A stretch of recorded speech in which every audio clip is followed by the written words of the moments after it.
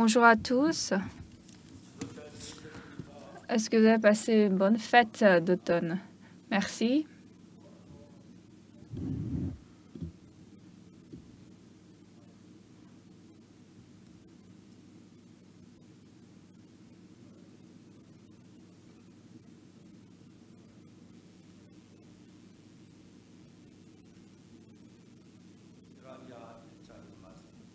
Nous allons lire 2 Rois chapitre 1.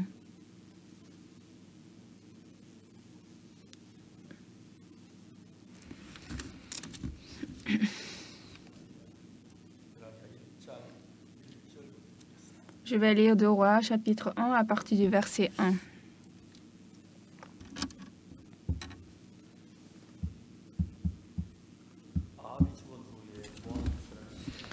Moab se révolta contre Israël après la mort d'Achab. Or, Akazia tomba par le treillis de sa chambre haute à Samarie et il en fut malade. Il fit partir des messagers et leur dit « Allez consulter Baal-Zéboub, dieu d'Écron, pour savoir si je guérirai de cette maladie. » Mais l'ange de l'Éternel dit à Élie, Léeu, Tishbite, lève-toi, monte à la rencontre des messagers du roi de Samarie et dis-leur, est-ce parce qu'il n'y a point de Dieu en Israël que vous allez consulter Baal-Zéboub, dieu d'Écron? C'est pourquoi ainsi parle l'Éternel, tu ne descendras pas du lit sur lequel tu es monté, car tu mourras. Et Élie s'en alla. Les messagers retournèrent auprès d'Akazia et il leur dit, pourquoi revenez-vous? Ils lui répondirent, un homme est monté à notre rencontre et il nous a dit, allez retourner vers le roi qui vous a envoyé. Dites-lui, ainsi parle l'Éternel, est-ce parce qu'il n'y a point de Dieu en Israël que tu envoies consulter Baal-Zéboub, dieu d'Écron? C'est pourquoi tu ne descendras pas du lit sur lequel tu es monté, car tu mourras. Akazia leur dit, quel air avait l'homme qui est monté à votre rencontre et qui vous a dit ces paroles? Ils lui répondirent, c'était un homme vêtu de poils et ayant une ceinture de cuir autour des reins. Et Akazia dit, c'est Élie le Tishbite. Il envoya vers lui un chef de 50 avec ses 50 hommes. Ce chef monta auprès d'Élie, qui était assis sur le sommet de la montagne, et il lui dit, homme de Dieu, le roi a dit, descends. Élie répondit au chef de 50, si je suis un homme de Dieu, que le feu descende du ciel et te consume, toi et tes 50 hommes. Et le feu descendit du ciel et le consuma, lui et ses 50 hommes. Akazia a envoyé de nouveau vers lui un autre chef de 50 avec ses 50 hommes. Ce chef prit la parole et dit à Élie, homme de Dieu, ainsi a dit le roi, à toi de descendre. Élie leur répondit, si je suis un homme de Dieu, que le feu descende du ciel et te consume, toi et tes 50 hommes. Et le feu de Dieu descendit du ciel et le consuma, lui et ses 50 hommes. Akazia envoya de nouveau un troisième chef de 50 avec ses 50 hommes. Ce troisième chef de 50 monta et à son arrivée, il fléchit les genoux devant Élie et lui dit en suppliant, homme de Dieu, que ma vie, je te prie, et que la vie de ces 50 hommes, tes serviteurs, soit précieuse à tes yeux. Voici le feu est descendu du ciel et a consumé les 2 premiers chefs de 50 et leurs 50 hommes. Mais maintenant, que ma vie soit précieuse à tes yeux. L'ange de l'Éternel dit à Élie, descends avec lui, n'aie aucune crainte de lui. Élie se leva et descendit avec lui vers le roi.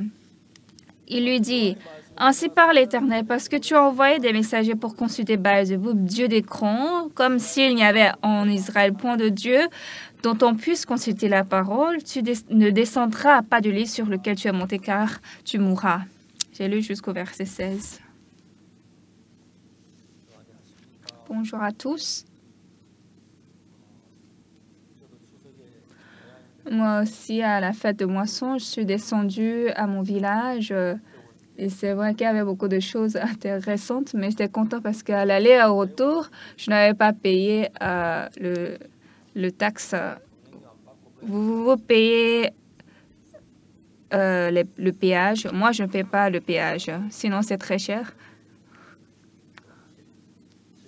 Et maintenant, mon village, surtout à Sonsan, dans mon village, notre pasteur a changé. Un nouveau pasteur est arrivé. Et en fait, le nombre de fidèles de Sonsan est petit, mais maintenant, il y a beaucoup de fidèles. Et donc, j'ai voulu vite aller au village. J'ai rencontré le nouveau pasteur. Nous avons pris le déjeuner ensemble. Et j'ai rencontré les frères et sœurs. J'ai fait entretien.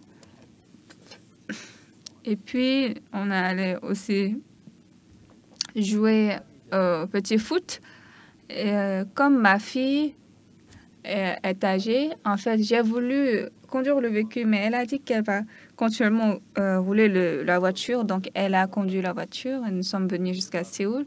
J'étais reconnaissante. Donc, j'ai senti, j'ai vieilli. Sinon, avant, c'est moi qui ai enseigné à ma fille à conduire la voiture, mais c'est elle qui a conduit. Et donc, j'étais très contente parce que au retour, on n'a pas, il n'y avait pas de trafic. Et je vous répète, on n'a pas payé le péage, donc j'étais reconnaissant. Quand nous lisons la Bible, il y a l'homme de Dieu et Dieu est aussi vivant.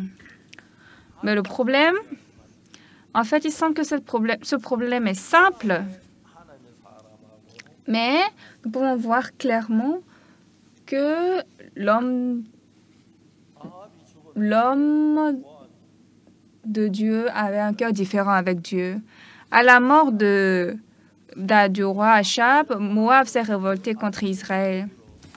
Donc,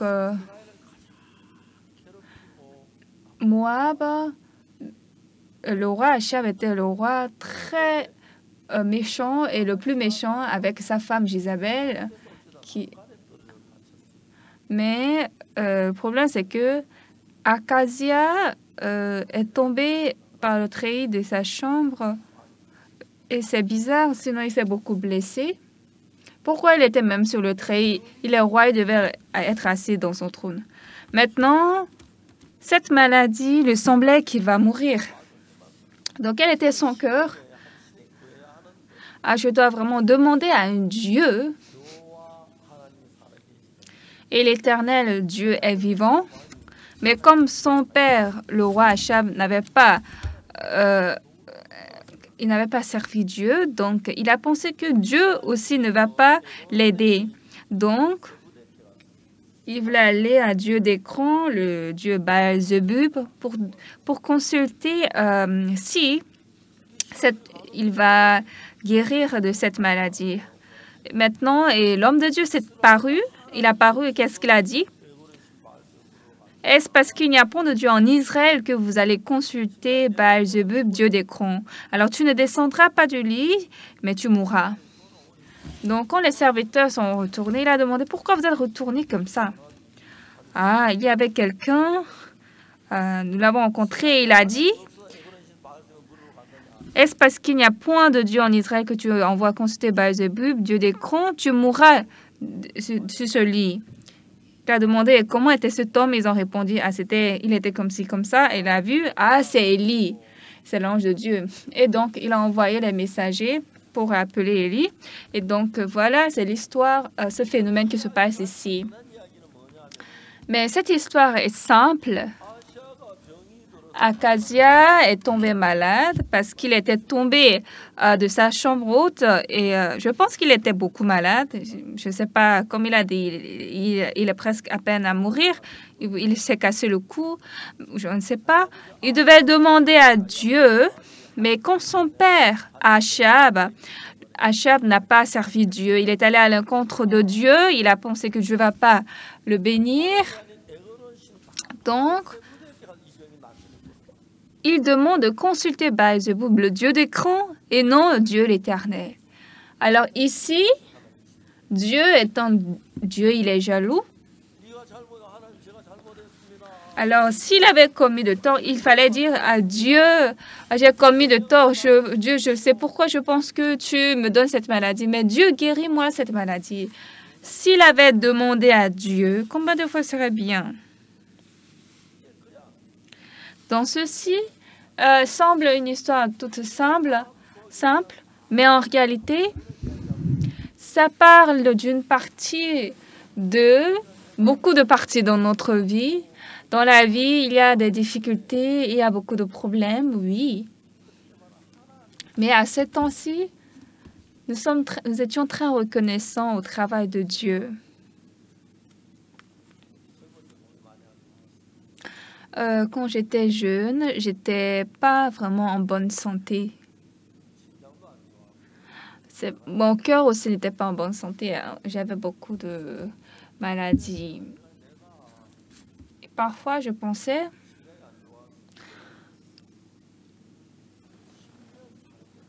Quand j'avais la maladie du cœur, je pensais, est-ce que je pourrais même vivre 10 ans de plus? Mais maintenant, avec cette santé, je pense que je pourrais vivre 50 ans de plus. C'est vrai, je suis très sain, je suis très en bonne santé. Et parfois, quand j'étais malade en ces temps, j'étais malade, j'étais en difficulté. On avait vraiment beaucoup de difficultés. Dans le champ de la forêt des pins à Songwon, là-bas à Solbad, lorsqu'on faisait la retraite, on dormait dans les tentes.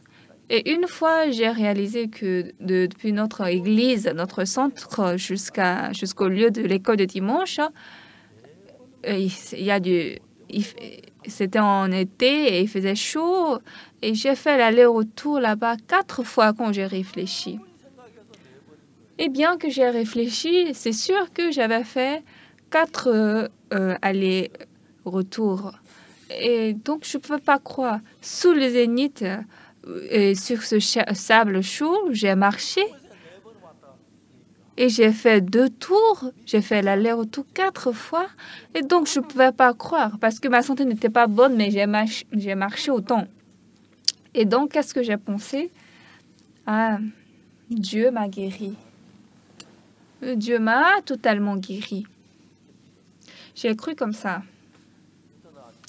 Donc, le lendemain, je me suis réveillée et puis j'ai commencé à faire du jogging sur le champ de la rizière. Et en ce temps, notre église était tout à côté de l'école du lycée des filles, Seodaejeon. Et surtout, dans cette école, le terrain de sport est très bon. Et donc, les matins, j'ai fait le jogging. Et premièrement, quand j'ai fait un tour, j'avais mal aux reins, je ne pouvais pas courir, mais j'ai continué, j'ai fait 2 tours, 3 tours comme ça. Chaque matin, j'allais faire la course. Et donc, j'ai acheté les chaussures, les crêpes pour aller même courir, même en Afrique. En Russie, surtout, il y a le Palais Royal. Devant le Palais Royal, il y a un très bon parc. Et donc, j'ai fait la course et j'ai remarqué que ma santé allait de mieux en mieux. En ce temps, à Daejeon, on était en train de construire un bâtiment 8 étages. Et en ce temps, je ne pouvais pas regarder les ouvriers qui étaient qui étaient en haut parce que j'avais très mal au cœur. C'est comme si mon cœur allait cesser de battre. Mais Dieu m'a guéri ce cœur, donc j'étais très reconnaissant à Dieu.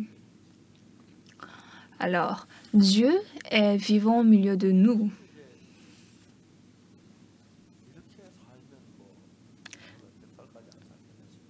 Je pense, si je vis comme ça, est-ce que je ne vais pas vivre jusqu'à l'âge de 100 ans?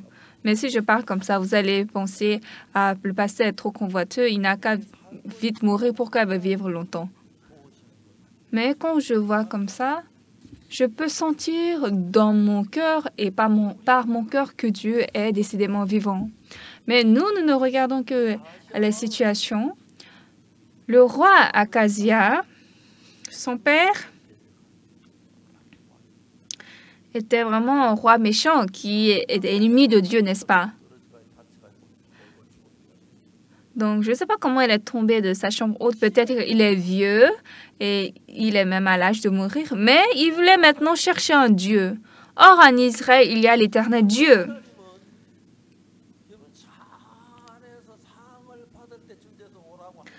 Alors, Dieu ne vous appelle pas quand vous avez fait très bien pour vous donner de prix. C'est lorsque vous avez commis de torts, de fautes, d'erreurs, du péché, de crimes. Il dit, viens. Je vais t'accorder de la grâce. C'est ça, Dieu. Son père, roi Achab, est allé à l'encontre de Dieu. Il a persécuté les justes. Il avait du péché. Et donc, son père n'avait pas cru Dieu. Mais il ne pouvait pas vraiment aller devant Dieu l'Éternel pour demander, est-ce que vous pouvez guérir ma maladie? Et donc, il allait demander à Dieu des crans, Baal-Zéboub, est-ce que je guéris de cette maladie? C'est-à-dire d'aller lui demander de supplier, n'est-ce pas? Donc, les serviteurs allaient et sur la voie, ils ont rencontré Élie qui a dit, « Est-ce parce qu'il n'y a point de Dieu en Israël que vous allez consulter Baal-Zébub, Dieu des crans? Tu descendras pas du lit, tu mourras. » Alors, ce qu'il est en train de dire n'est pas une chose ordinaire. Si nous pensons un peu plus profondément, quand je ne connaissais pas ça exactement, mais après avoir reçu le pardon des péchés, quand je vois le travail de Dieu, c'était très étonnant. Sinon, de temps en temps, j'étais beaucoup malade. Mais maintenant, à mon âge, mes amis, quand je regarde mes amis, ils sont tous vieux. C'est vrai que moi, je suis vieux. Mais les autres, leur santé n'est pas du tout bonne. Mais moi, je suis très en bonne santé. Je n'ai pas pris beaucoup de bons médicaments. Mais juste en faisant le travail de Dieu, Dieu était avec moi.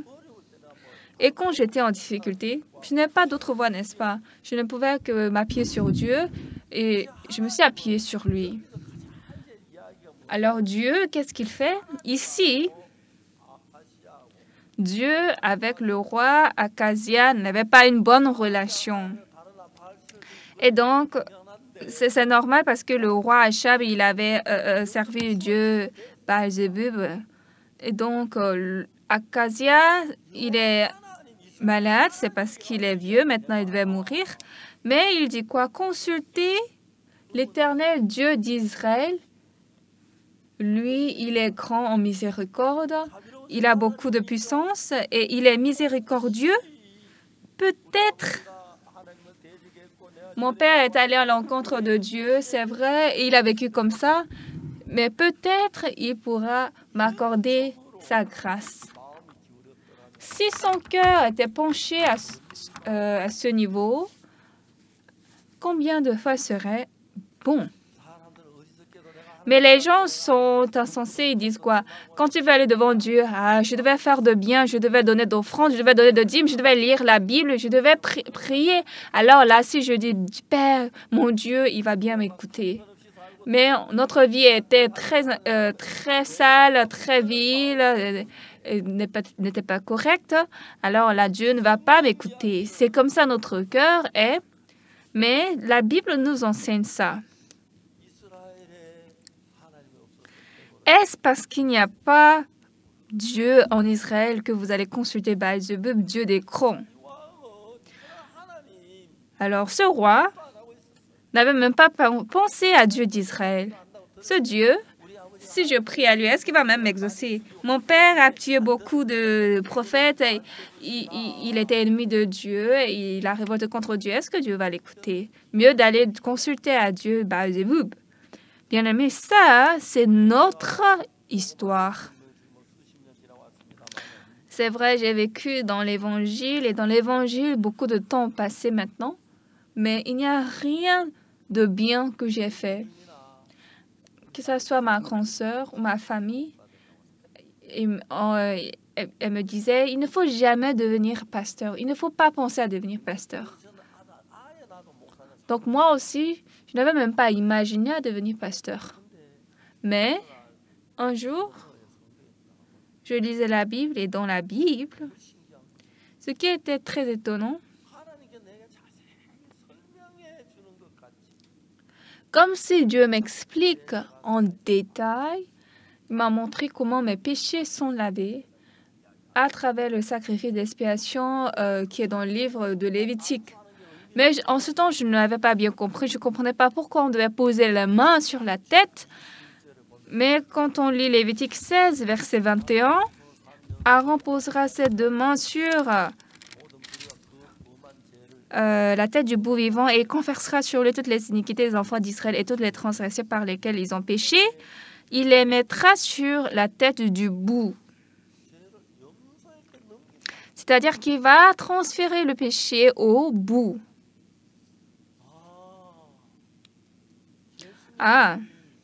Jésus-Christ, lorsqu'il a été baptisé par Jean-Baptiste, Alors, le processus de transférer le péché du monde, c'était le baptême de Jean-Baptiste à Jésus-Christ. Donc, vous voyez, ça ça convient bien avec cette parole du Lévitique. Jean-Baptiste a dit quoi le lendemain? Voici l'agneau de Dieu qui ôte le péché du monde. Mais vous savez, nous, notre souvenir, c'est quoi? Ah, j'ai commis du péché, j'ai été méchant, j'ai menti, j'ai fait ci. Dieu ne sera pas content de moi. C'est ça notre mémoire. Mais c'est quoi le record dans la Bible? Quand Jean-Baptiste a posé ses mains sur la tête de Jésus, dans Lévitique 16, verset 21, Aaron posera ses 2 mains sur la tête du bouc vivant et il confessera sur lui toutes les iniquités des enfants d'Israël et toutes les transgressions par lesquelles ils ont péché. Il les mettra sur la tête du bouc. Alors, quand on tue le bouc ou la chèvre, on fait passer le péché, en fait, la malédiction que je devais recevoir à ce bouc. Et ce bouc est la victime expiatoire. Elle représente Jésus-Christ. Donc, quand nous regardons, nous rentrons dans le livre de Matthieu, quand Jean-Baptiste est allé devant Jésus pour être baptisé par lui, Jésus est venu vers lui. Et donc, Jean-Baptiste a dit quoi? J'ai besoin d'être baptisé par toi et tu viens à moi. Mais qu'est-ce que Jésus-Christ a dit? Laisse faire maintenant, car il est convenable que nous accomplissions ainsi tout ce qui est juste. Et donc, Jean-Baptiste a posé ses mains sur la tête de Jésus. Mais ce qui est très étrange, c'est que le lendemain, Jésus venait vers Jean. Et Jean a dit quoi? Voici l'agneau de Dieu qui ôte le péché du monde. Tous nos péchés sont transférés à Jésus-Christ. Nos péchés sont lavés par Jésus-Christ. Mais nous avons prié, nous faisons du bien, nous voulons faire beaucoup d'efforts et là, nous voulons être lavés. Alors, Satan enseigne une autre méthode à part Jésus-Christ pour laver notre péché. Lorsque tu pries, lorsque tu pleures devant Jésus, devant Dieu, lorsque tu fais avec du zèle, tes péchés seront pardonnés. Mais en ce temps, quand Jean-Baptiste avait baptisé Jésus, nos péchés ont été déjà passés à Jésus-Christ. Nos péchés sont déjà passés à Jésus-Christ. Alors, en voyant Jésus, qu'est-ce que Jean-Baptiste a dit? Voici l'agneau de Dieu qui ôte le péché du monde. Bien-aimés, lorsque nous errions dans les péchés, je ne sais pas si vous vous rappelez, moi, quand j'étais petit, j'ai commis beaucoup de vols avec mes amis. On a volé les pommes, on a volé les plaques mines dans les champs d'autrui et on a aussi beaucoup menti. Et comme je n'ai aucune chose bonne en moi, excellente en moi, donc quand je parle, je ne parlais pas franchement, honnêtement. J'ajoutais un peu du mensonge. C'est éloquent et même c'était bon à entendre comme ça. Et quand j'ai menti comme ça, j'ai pensé c'est bon de mentir. Mais ce qui est vraiment horrible, c'est que dans 1 an seulement, je suis devenue un menteur et quand j'ouvre ma bouche, c'est seulement le mensonge qui sort. Et quand je dis quelque chose, les amis me disent « Ah, Oksu, il ment encore ».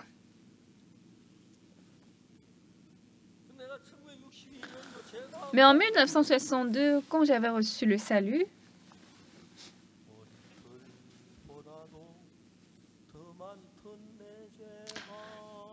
mes péchés plus nombreux que les cheveux sont devenus plus blancs que la neige. Je suis arrivée à croire ça. C'est normalement avec mes efforts et avec mon zèle, je voulais laver mes péchés. Mais à travers Jésus-Christ, mes péchés ont été effacés. Ce qui est sûr, je suis pécheur, mais Jésus-Christ m'a dit, tu es juste. Oui, il y a des preuves que je suis pécheur. J'ai volé les plaques mines, les pommes dans les maisons d'autrui avec mes amis, j'ai volé. C'est ce que j'ai fait. Donc, comme j'ai commis beaucoup de péchés, depuis que j'étais petit, chaque petit matin, j'allais à la dévotion matinale pour demander prière, pour demander pardon du péché. Mais quand j'ai lu la Bible, qu'est-ce que la Bible me dit? Jésus est venu sur cette terre pour notre péché. Et quand Jean-Baptiste était baptisé par Jésus, Jean-Baptiste a dit, j'ai besoin d'être baptisé par toi et tu viens à moi. Mais Jésus a dit quoi? Laisse faire maintenant, car il est convenable que nous accomplissions ainsi tout ce qui est juste. Et là, Jésus a été baptisé. Quand Jésus est mort sur la croix, à travers ça, tout le monde est devenu juste. C'est ça. Moi, je pensais que j'allais devenir... Mes péchés seraient lavés si je fais du bien, ou bien si je suis gentil, ou si je me repens. Mais ce n'est pas moi qui fais, ce n'est pas moi qui dois avoir une œuvre. Mais ici, le roi Akazia, quand il est allé devant Dieu, s'il va devant Dieu, il allait recevoir la miséricorde. Mais il va aller devant Dieu avec de bien, avec de bien qu'il a fait. Mais il devait aller devant Dieu avec sa méchanceté, avec son péché, avec l'état méchant comme ça.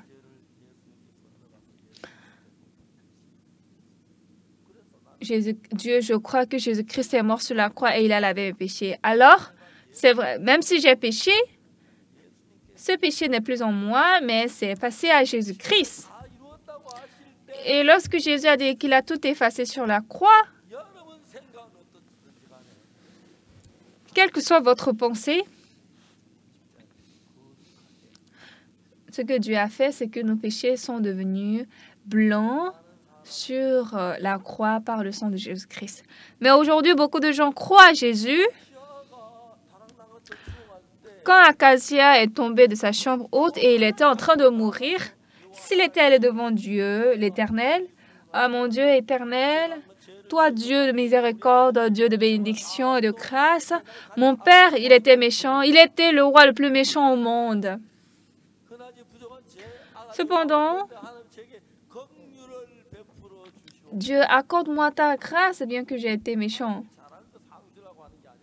Dieu ne veut pas nous primer en regardant notre bien, mais Dieu nous accorde sa miséricorde. C'est ça, Dieu.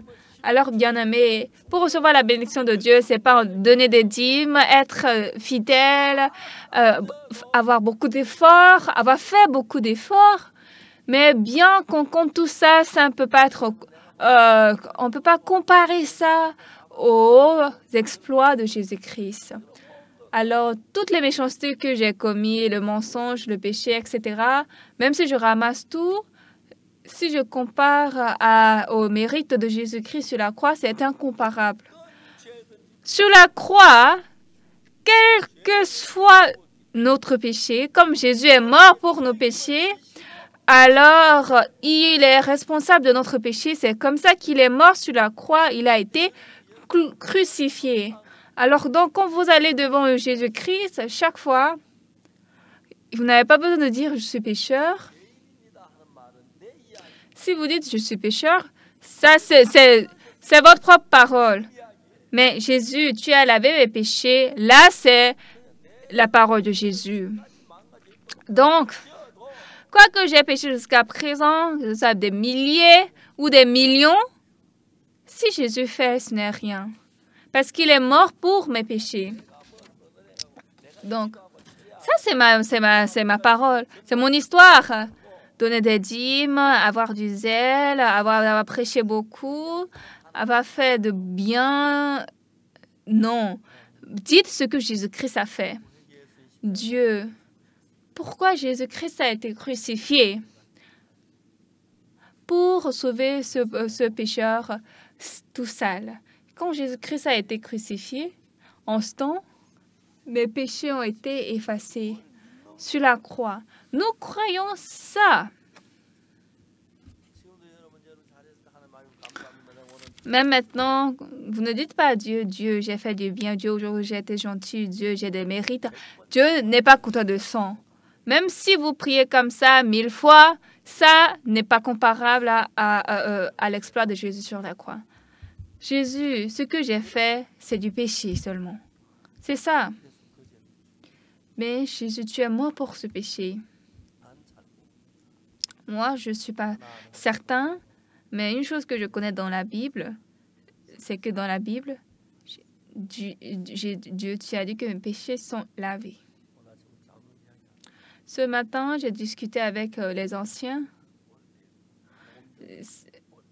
Ça fait longtemps que je suis venue à Gangnam et ça fait longtemps que j'ai commencé cette évangélisation. Mais pendant des dizaines d'années, Dieu a travaillé. Et je suis très, très reconnaissant. Ici, entre mon bien, il n'y a aucun bien que j'ai fait. Ah, le pasteur, il fait bien, ah, il a du zèle. Oui. Dernièrement, récemment, je viens à l'église pour vivre à l'église. Et lorsqu'il est calme, lorsque les gens ne viennent pas, je lis la Bible, je prie.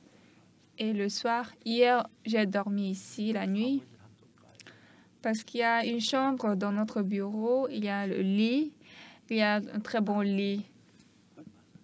Et quand je me couche là, ce lit me sert bien. Comme l'ancien lit qui est haut de taille, peut-être il ne peut pas coucher ce lit, mais moi, cette taille est bonne, je dors bien et le matin, je me lève, je prie, je lis la Bible, je me prépare. Et cette place est très bonne pour moi. Je suis très content et même les toilettes sont à côté. Il n'a pas besoin d'aller loin. C'est comme ça que je passe le temps. Ce que Dieu a fait pour moi, si je résume en un mot, si j'ai quelque chose que j'ai fait à Dieu, qu'est-ce que j'ai fait pour lui? Jésus a versé son sang pour moi. Jésus a souffert sur la croix. Et ce sang qu'il a versé m'a rendu parfaitement propre. Et pour aller devant Dieu, c'est pas que je dois prier, je dois donner des dîmes, je vais prêcher l'évangile, je vais faire quelque chose. Ça, c'est pas comparable au sang de Jésus. Acasia, comme il est manquant devant Dieu, alors il devait demander à Dieu, mais à qui? À Baal-Zéboub, le roi de Cron, parce qu'il ne connaît pas. Même s'il est faible, même s'il est défaillant, même s'il est lacuneux, il devait aller devant Dieu. Dieu allait lui donner de bénédictions, mais il est allé devant Dieu des crans, Baal-Zéboub. Alors, est-ce parce qu'il n'y a point de Dieu en Israël que tu envoies consulter Baal-Zéboub, Dieu des crans? Tu ne descendras pas du lit, tu mourras. Bien-aimés, nous ne sommes pas Dieu. Nous sommes hommes, humains. Nous avons des lacunes, nous sommes faibles. Alors, quoi que ce que l'homme fasse, devant Dieu, nous n'avons rien. Nous ne pouvons rien amener devant Dieu. Même si nous cassons notre corps. Au contraire, ce que Jésus a fait est très grand.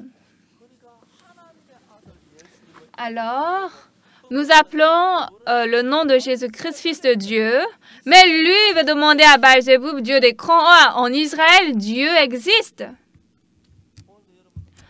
Aujourd'hui aussi, de temps en temps, nous disons, de temps en temps, Dieu nous dit, est-ce parce qu'il n'y a point de Dieu en Israël que tu envoies consulter Baal-Zéboub, Dieu des crans? Dieu couvre toute notre faiblesse, nos lacunes, nos fautes. Il récupère aussi nos erreurs et il a tout préparé pour que nous puissions aller devant lui malgré notre faiblesse. Il est là pour ça, mais on va consulter Baal-Zéboub, le Dieu des crans. Pourquoi? Parce que mon père, le roi Achab, a quand même beaucoup de péchés. Et moi aussi, j'ai comme des péchés. Donc, je suis tombée de la chambre haute. Alors, je vais mourir. Et Dieu ne sera pas content de moi. Là, vous êtes en train de blasphémer Dieu. Jésus-Christ est mort pour nous, notre péché. Dieu a envoyé son Fils pour ça. Et Dieu ne nous aime pas? Dieu ne nous aime pas. Dieu ne veut pas nous accorder sa grâce. Non, il veut nous en accorder, mais nous ne connaissons pas ce Dieu et nous voulons consulter Dieu des grands Baal-Zébub. Alors, cette parole, cette histoire nous raconte quoi? Bien-aimés, vous avez reçu le pardon des péchés en Jésus-Christ et vous vivez. C'est vrai qu'il va passer des milliers de choses. Mais bien-aimés, lorsque la mère enfante un bébé, elle ne dit pas à son bébé, « Hé, va gagner de l'argent. » Pour qu'il gagne de l'argent, au moins, il faut passer 20 ans, n'est-ce pas? Quand il est enfant nourrisson, il vomit, il tombe malade, il défèque, il urine. Même la mère, elle adore l'enfant, n'est-ce pas? C'est pas parce que l'enfant est intelligent ou l'enfant est excellent, mais comme il est encore petit, elle va accorder sa grâce. Dieu veut nous accorder sa miséricorde et il a fait tout pour que nous puissions entrer au ciel. Alors, quoi qu'on fasse,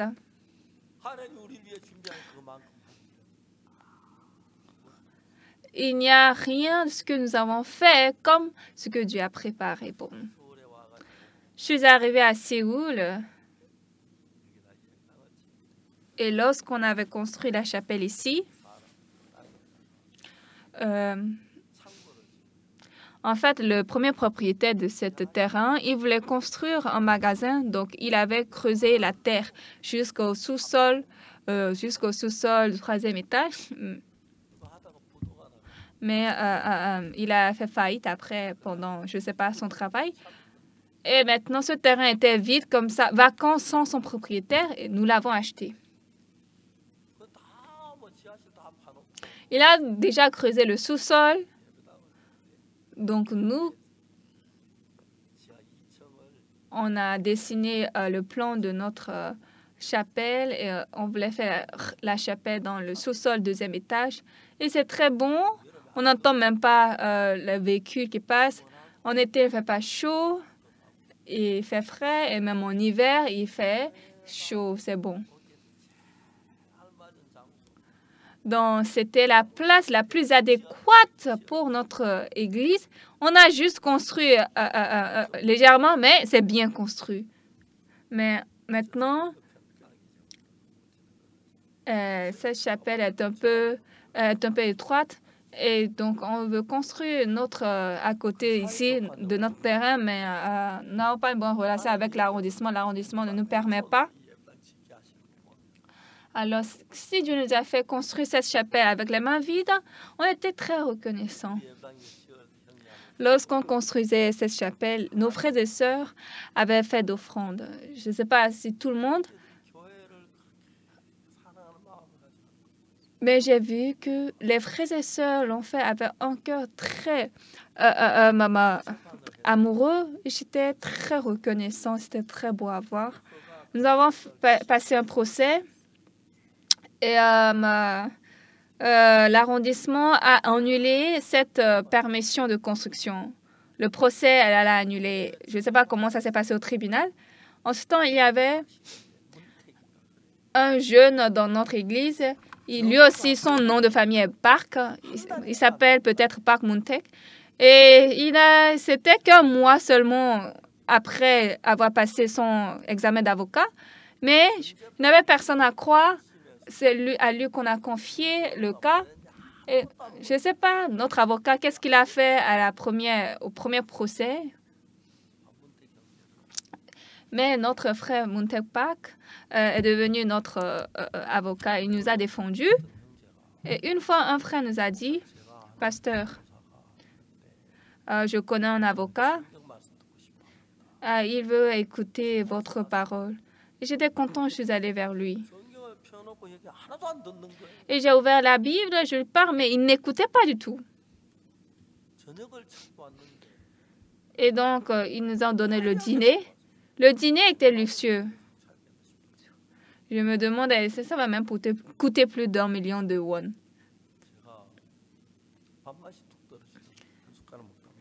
Mais je n'avais pas vraiment d'appétit. Je n'avais plus d'appétit. J'ai pris seulement une cuillère et je n'ai plus mangé. Et il m'a dit, Il m'a dit quelque chose et je n'ai pas répondu.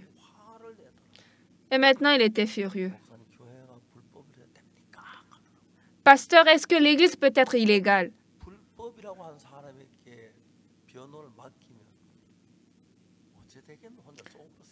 Dans mon cœur, j'ai pensé à la personne qui dit que c'est illégal, comment je peux lui confier de défendre notre cas?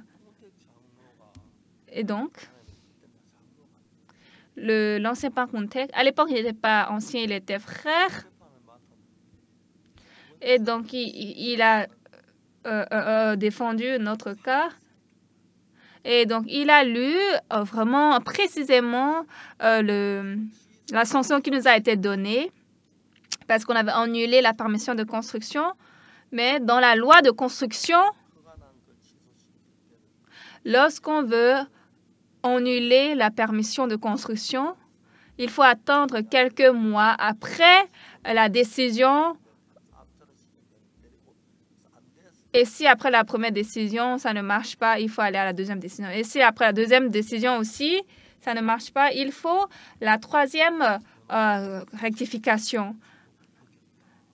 Mais donc, notre avocat, notre frère a dit, l'arrondissement Seochogu a enfreint la loi parce que la loi dit d'arriver jusqu'à la troisième correction avant de sanctionner, avant de taper l'annulation de construction. C'est vrai, il y avait beaucoup d'avocats, ils disent nous sommes talentueux, il faut nous donner ce cas à nous. Mais notre frère qui a reçu le salut, il est très précieux.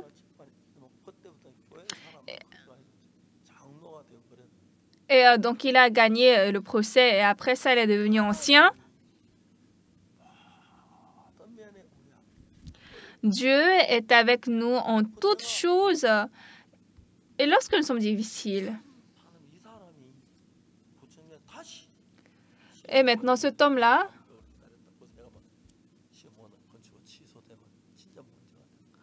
parce que c'est vraiment un problème, si après le procès, on a encore annulé la permission de construire, problème, normalement, il faut passer les 3 rectifications, mais c'était juste après la première correction.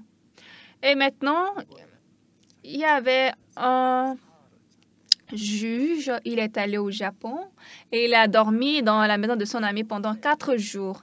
Et au dernier, je lui ai dit, frère, j'ai vraiment mal à la tête. C'est quoi? Tu connais l'église de Gangnam? Vraiment, ça me donne des maux de tête. Oh, église de Gangnam? Est-ce que c'est pas l'église du pasteur Supak? Ah oui. Hé, le pasteur Supak, il est quelqu'un très global. Il est une bonne personne. Il ne faut pas le regarder méchamment.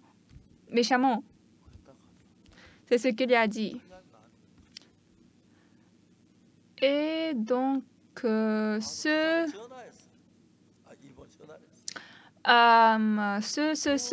directeur de l'arrondissement, il m'a témoigné comme ça. Et donc, on a appelé le Japon, on a demandé, est-ce qu'il y a un frère de notre église qui a une soixantaine dans... il n'y a personne comme ça. En fait, c'est un frère de notre église qui a travaillé.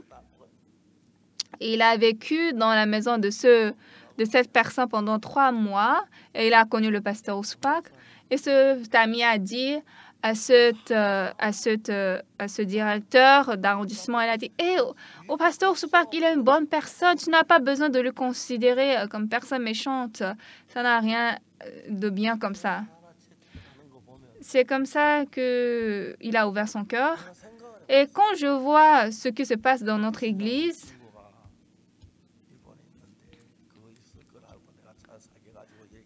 alors les gens disent, l'ami de ce chef d'arrondissement qui est au Japon, peut-être nous le connaissons et nous l'avons parlé.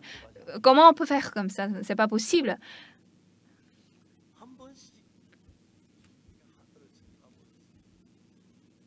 Mais quand je vois vraiment le travail de Dieu et je vois le ciel, mon cœur est très, très ému. Parce qu'un homme qui n'est rien,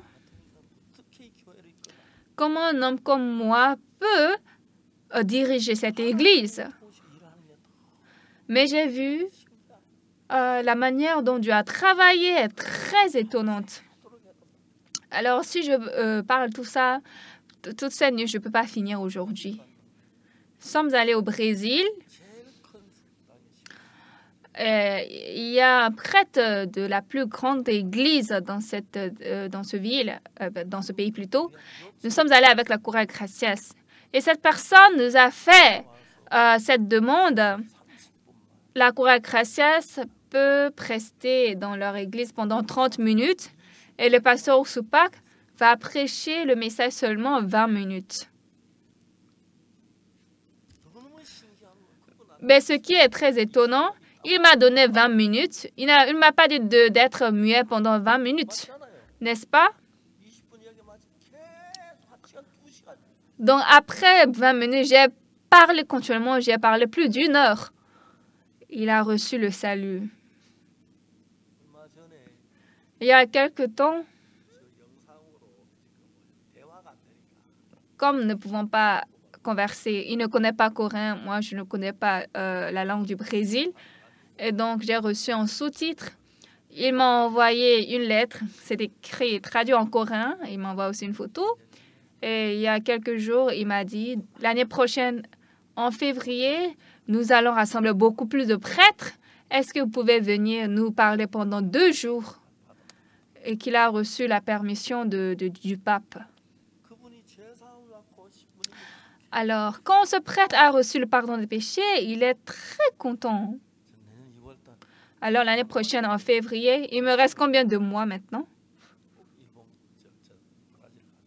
Je vais sûrement aller au Brésil. Dieu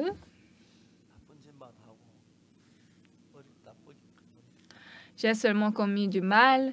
Mon enfance était mauvaise, méchante. Mais en vivant avec Jésus-Christ,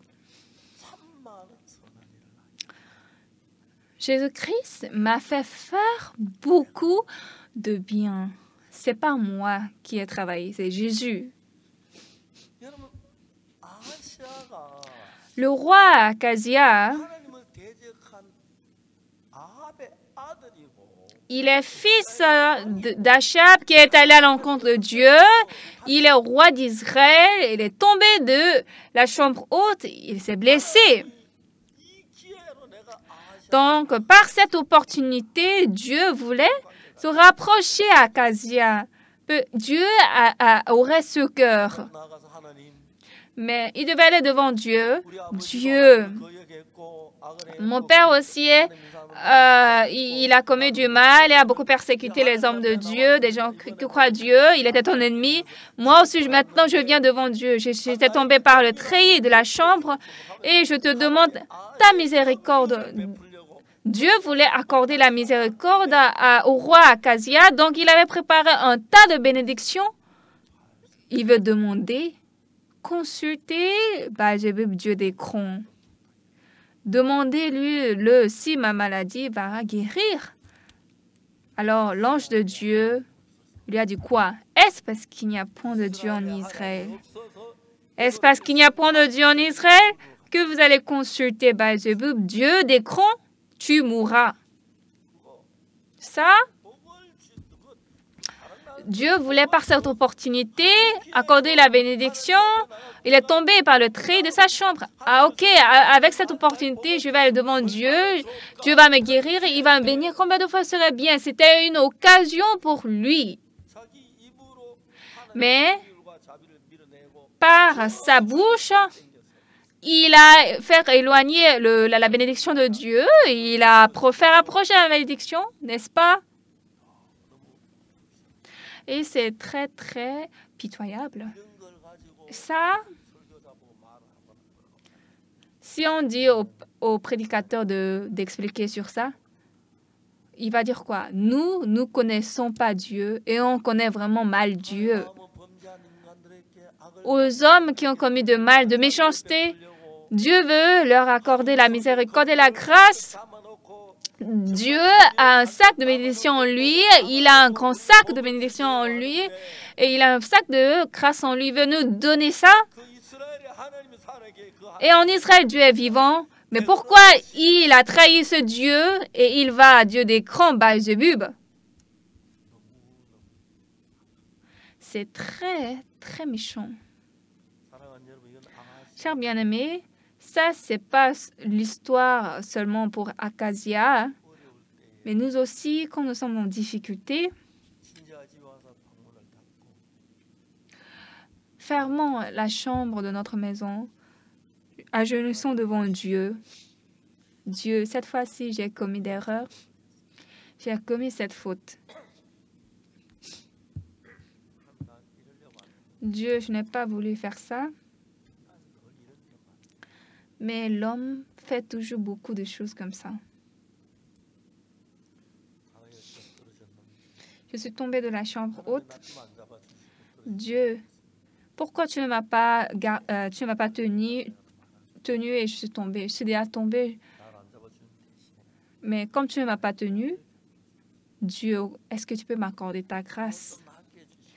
Si tu guéris cette maladie, Dieu, je vais te servir et je vais vivre pour toi.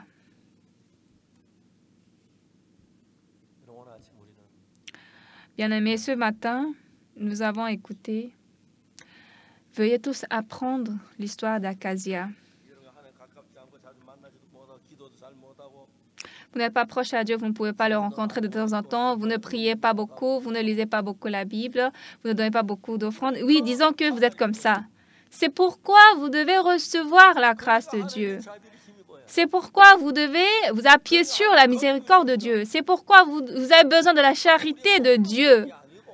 Nous ne sommes pas au même niveau que Dieu, nous ne sommes pas égaux. Il nous a sauvés des péchés, des ténèbres, des désespoirs, de la malédiction, de la ruine. Il veut nous sauver. Alors, quelles que soient les personnes, allez accrocher à Dieu, quelle que soit la malédiction, quel que soit le péché, quel que soit le crime ou le mal que vous ayez fait, Dieu est plus grand que ça. Il veut nous donner sa grâce et sa miséricorde. Mais les hommes ne connaissent pas ça clairement. Ils considèrent Dieu comme leur ami, comme homme. Dieu va m'aider. Dieu ne va pas m'aider. Dieu va me détester. Mieux de consulter Baal-Zébub, le roi des crans, le Dieu des crans. C'est ainsi que plus qu'on est fatigué, plus qu'on est difficile, plus qu'on est méchant et plus qu'on a beaucoup de péchés, nous devons dire Dieu de miséricorde, je sais que tu es chaste, tu veux m'accorder ta grâce. Quel que soit le péché, le crime ou le mal que nous avons nous aujourd'hui assis ici, Dieu a un cœur large pour vous accepter. Même si c'est un mal 1000 fois, 100 000 fois plus méchant que ça, Dieu a de miséricorde pour vous accepter. À présent, n'allez pas devant Dieu avec le bien que vous avez fait, mais vous devez connaître, utiliser la miséricorde de Dieu. Dieu, j'ai commis un tel mal. J'ai voulu faire du bien, mais ça ne marche pas. J'ai commis du mal. Je suis très désolée à vous. Dieu, accorde-moi ta grâce. C'est ça que Dieu est content. Donnez beaucoup d'offrandes à Dieu. Oui, ça c'est bon. Vous donnez beaucoup d'offrandes, faire beaucoup de bien, faire beaucoup de volontariat. Pas ça. Dieu, je suis sale, vil, méchant. En réalité, nous ne sommes pas tous comme ça.